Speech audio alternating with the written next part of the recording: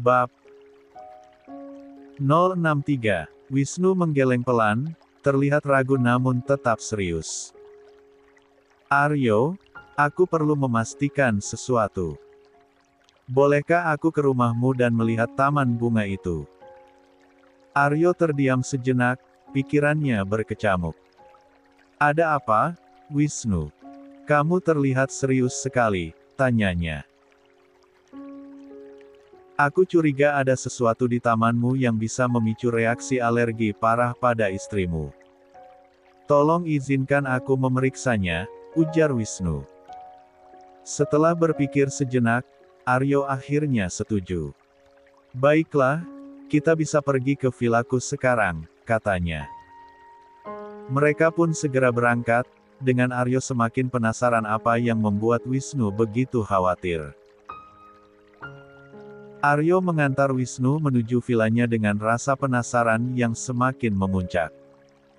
Sebenarnya ada apa, Nu? Kenapa kamu terlihat kaget saat melihat foto istriku? Tanya Aryo saat mereka dalam perjalanan. Wisnu menghela napas panjang. Aku belum bisa memastikannya, Aryo. Foto itu tidak begitu jelas. Aku takut salah kalau hanya menebak dari foto. Itulah sebabnya aku ingin melihat langsung taman bunga milik istrimu, jawab Wisnu serius. Sesampainya di vila, Aryo segera membawa Wisnu masuk ke dalam rumah. Kebetulan, pintu dibuka oleh Mbok Sumi. Mbok, Dewi di mana sekarang? Tanya Aryo. Non Dewi baru saja masuk ke kamar Tuan. Mungkin sedang istirahat, jawab Mbok Sumi. Aryo mengangguk dan mengucapkan terima kasih. Kemudian, dia langsung membawa Wisnu ke taman bunga milik Dewi. Begitu masuk ke taman, Wisnu langsung mencium aroma bunga yang menyengat, membuat ekspresinya berubah serius. Dia mulai memeriksa satu persatu bunga di taman itu dengan teliti. Hingga akhirnya, di sudut taman, Wisnu berhenti dengan wajah terkejut. Dia menemukan beberapa bunga sejenis yang tumbuh di sana, bunga dengan warna biru yang mencolok. Wisnu menatap Aryo dengan sorot mata serius. 101. Dari mana istrimu mendapatkan bunga-bunga ini? Tanya Wisnu dengan nada mendesak. Aryo yang kebingungan menjawab, istriku biasanya membeli bunga-bunga itu secara online. Memangnya bunga apa ini, Nu? Aryo semakin penasaran. Wisnu menunjuk bunga berwarna biru itu. Kamu tahu bunga ini, Aryo? Ini adalah bunga langka. Bunga ini sangat jarang ditemukan di Indonesia karena berasal dari dataran Eropa. Namanya Akonisum, atau dikenal juga sebagai bunga pembunuh, ini bukan nama bunga aslinya. Hanya imajinasi penulis. Sayangnya, bunga ini beracun. Serbuk sarinya mengandung racun, dan dapat menguap ke udara, jika dihirup terus-menerus. Bahkan bisa menyebabkan berbagai gejala, termasuk sesak napas, pusing, mual, dan bahkan kematian jika dipegang secara langsung dan masuk ke pencernaan. Aryo tercengang mendengar penjelasan Wisnu, untung saja selama ini Dewi selalu menggunakan sarung tangan dan mencuci tangannya saat selesai berkebun. Apa maksudmu, Nu? Bunga ini beracun. Kenapa aku tidak menyadarinya? Padahal istriku sering menghabiskan waktu di taman ini. Bagaimana mungkin aku tidak tahu? Wisnu mengangguk tegas. Wajar saja kamu tidak mengetahuinya, karena tidak banyak orang yang mengetahui tentang bunga ini. Racun dari bunga ini mungkin menjadi penyebab istrimu sering sesak napas dan pusing belakangan ini. Apalagi, jika dia hamil, kondisinya akan semakin rentan. Kamu harus segera menyingkirkan bunga ini dari taman sebelum kondisinya semakin parah. Aryo terdiam, merasa bersalah sekaligus khawatir. Dia tidak pernah menyangka bunga yang begitu disukai oleh Dewi justru menjadi ancaman bagi kesehatan istrinya. Setelah mendengar penjelasan Wisnu, Aryo segera meminta pembantu villa untuk membuang dan memusnahkan bunga-bunga beracun tersebut dengan hati-hati sesuai arahan Wisnu. Ia tidak ingin ada yang dirugikan lagi akibat keberadaan bunga itu. Setelah semuanya selesai, Aryo mengajak Wisnu duduk di ruang tamu untuk membahas lebih lanjut mengenai bunga beracun itu. "Siapa teman istrimu yang memberikan bunga tersebut?" tanya Wisnu sambil menyandarkan tubuhnya di sofa. Aryo menghela napas sejenak. "Dia salah satu mahasiswi di kampusku. Namanya Rosa," jawabnya. "Memangnya kenapa, Nu?" Wisnu menatap Aryo tajam. "Bunga seperti itu dilarang diperjualbelikan secara bebas, Aryo. Hanya ilmuwan tertentu yang bisa mengaksesnya untuk keperluan penelitian. Apa mahasiswimu itu seorang ilmuwan?" tanyanya. Aryo menggeleng pelan. "Aku tidak tahu, Nu. Tapi Rosa memang mahasiswi yang pintar. Dia masuk ke kampusku lewat jalur beasiswa," jelas Aryo. Wisnu mengangguk tipis, tapi wajahnya masih menyimpan keheranan. "Kalau begitu, dia mungkin punya kenalan atau keluarga yang seorang ilmuwan. Tapi satu hal yang membuatku penasaran, kenapa dia memberikan bunga itu kepada istrimu?" Pertanyaan Wisnu membuat Aryo terdiam. Pikirannya mendadak dipenuhi dengan kemung Dewi buruk. Kenapa Rosa memberikan bunga itu kepada Dewi? Tidak mungkin Rosa tidak tahu bahwa bunga itu beracun. Apa mungkin dia sengaja? Aryo menggelengkan kepala, mencoba menepis pikirannya. "Entahlah, Nu. Aku juga tidak tahu.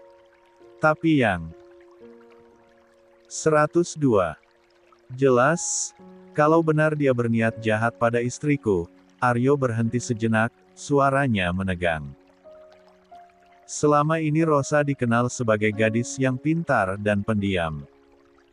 Dia tidak pernah terlibat masalah di kampus, bahkan setahuku dia adalah teman dekat istriku." Wisnu menghela napas panjang, menatap Aryo dengan serius. "Aryo, zaman sekarang kita tidak bisa menilai orang dari luarnya saja.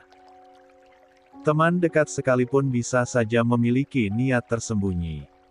Ingatkan istrimu untuk lebih berhati-hati terhadap temannya itu." Aryo mengangguk, merasa terbebani oleh kenyataan ini. "Terima kasih, Nu. Aku akan bicara dengan Dewi nanti," ucapnya.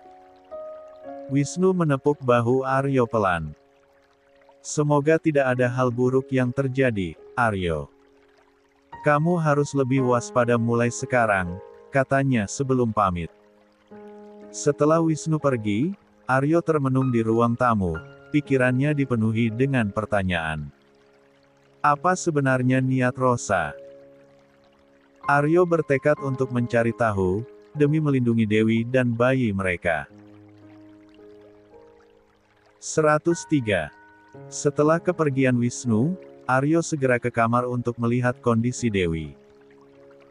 Sesampainya di kamar, Aryo mendapati istrinya masih terlelap. Ia berjalan pelan ke kamar mandi untuk mandi terlebih dahulu. Usai membersihkan diri, Aryo merebahkan tubuhnya di samping Dewi, lalu menarik tubuh istrinya agar lebih dekat dan memeluknya erat. Dewi, yang merasakan kehangatan tubuh Aryo, membuka matanya perlahan.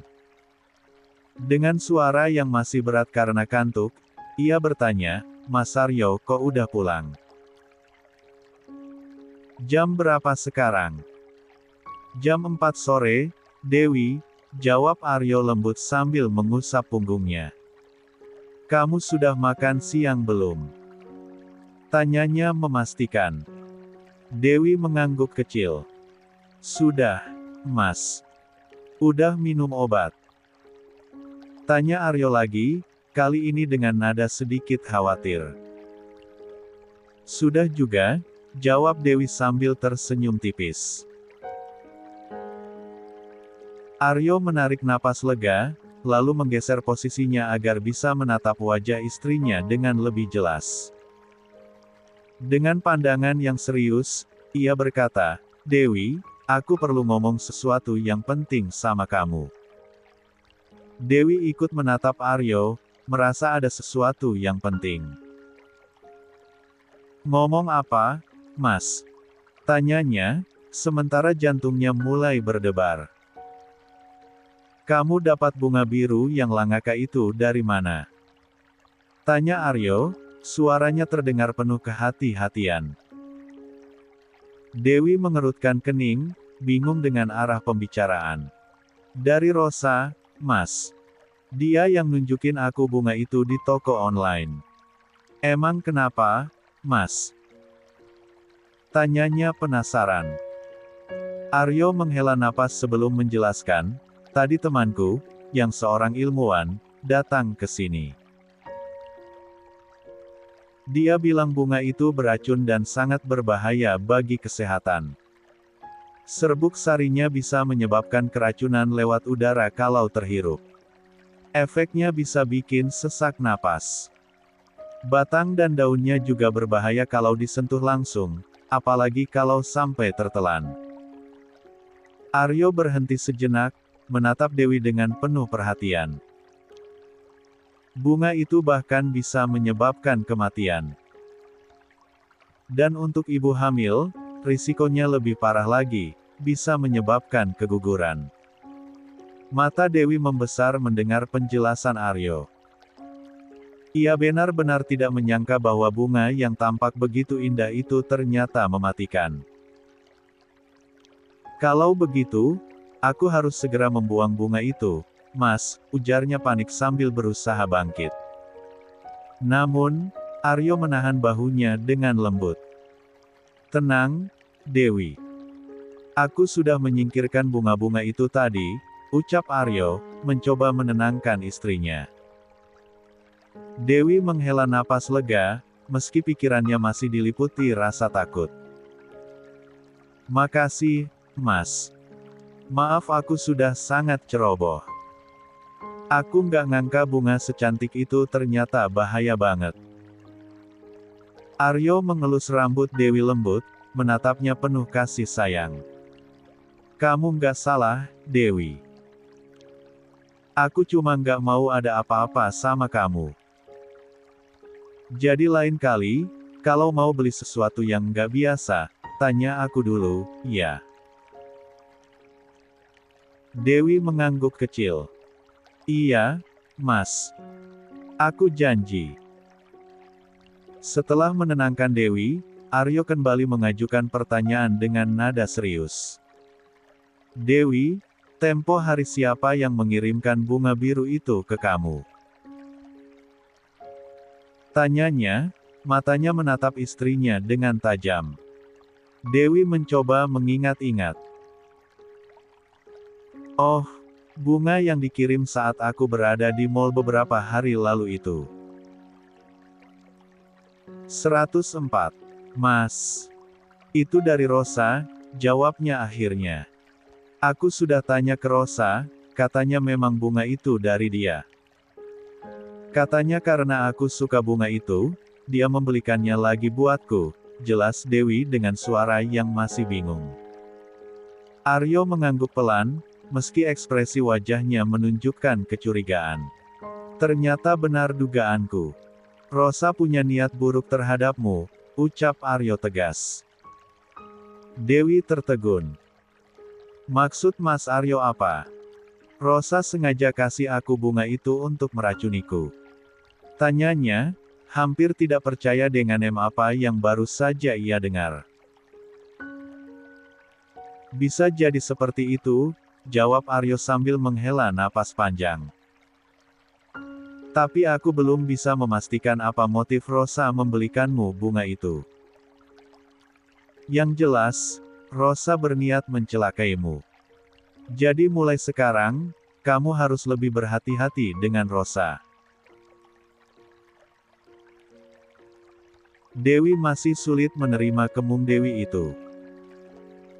Tapi, Mas, bisa saja Rosa tidak tahu kalau bunga itu beracun. Rasanya tidak mungkin dia sejahat itu sama aku, katanya, mencoba berpikir positif. Aryo membelai rambut Dewi lembut. Dewi, bunga itu bukan bunga biasa. Kata Wisnu, bunga itu langka dan tidak diperjualbelikan secara legal. Itu artinya, siapapun yang punya akses ke bunga itu seharusnya sudah tahu bahayanya. Jadi kemung Dewi besar, Rosa tahu risiko bunga itu. Dewi terdiam, menelan kata-kata Aryo. Akhirnya ia mengangguk. Baiklah, Mas. Mulai sekarang, aku akan menjauhi Rosa. Tapi aku tetap nggak habis pikir, Mas. Rosa itu dari awal kelihatan baik. Dari pertama aku masuk kampus, dia yang pertama menyapaku dengan ramah. Kalau memang dia berniat sejahat itu sama aku, apa motifnya? Tanyanya pelan, merasa bingung sekaligus terluka. Aryo menggeleng pelan. Aku juga belum tahu, Dewi. Tapi aku akan menyelidiki semuanya. Untuk sekarang, sebaiknya kamu nggak usah pergi ke kampus dulu.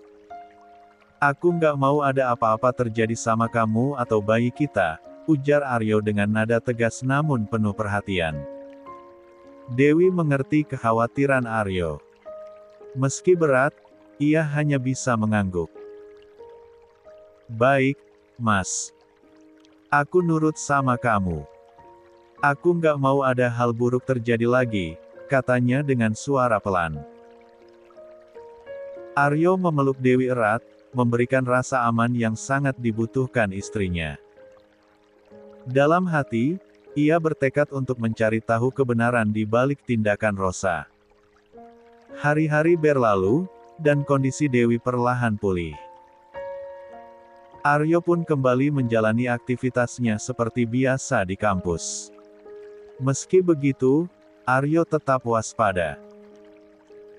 Setiap hari, makanan yang dikirim ke kantornya masih terus datang, tetapi Aryo selalu membuangnya tanpa ragu. Sementara itu, ia terus mengawasi gerak-gerik Rosa, mencoba mencari celah yang mencurigakan. Namun, Rosa tampak berperilaku normal, tanpa tanda-tanda yang membenarkan kecurigaan Aryo. Hingga pada suatu siang, Rosa tiba-tiba datang ke ruang kantor Aryo. Tanpa ragu, Aryo mempersilakan Rosa masuk dan menyuruhnya duduk. Ada apa, Rosa? Kenapa kamu ke sini? Apa ada sesuatu yang penting? Tanyanya dengan nada tegas.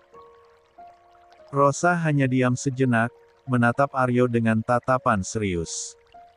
Kemudian, ia membuka ponselnya dan menunjukkan sesuatu kepada Aryo. Pak Aryo, saya kesini karena ingin minta tanggung jawab dari Bapak, ucap Rosa tenang. Aryo mengerutkan dahi, bingung dengan ucapan Rosa. Minta tanggung jawab. Maksudmu apa, Rosa? Tanyanya penasaran. Rosa menyerahkan ponselnya kepada Aryo. Di layar terlihat sebuah foto dirinya dengan Aryo tanpa busana. 105. Di sebuah kamar hotel. Aryo menatap foto itu dengan ekspresi penuh keterkejutan. Apa maksud foto ini? Tanyanya, suaranya penuh ketegangan. Apa Bapak lupa kejadian beberapa bulan lalu? Waktu Bapak saya bawa ke hotel karena diberikan obat oleh istri pertama Pak Aryo. Di hotel itu, Bapak memaksa saya untuk melakukan hubungan. Saya tidak bisa menolak karena Bapak memaksa saya. Akhirnya, hubungan itu terjadi, Pak. Dan sekarang, saya hamil, ujar Rosa tanpa ragu. Aryo menatap Rosa dengan tajam. Tidak mungkin. Tidak mungkin aku memaksamu. Saat itu aku pingsan dan tidak ingat apa-apa. Bagaimana mungkin aku memperkosamu? Serga Aryo dengan nada penuh kemarahan.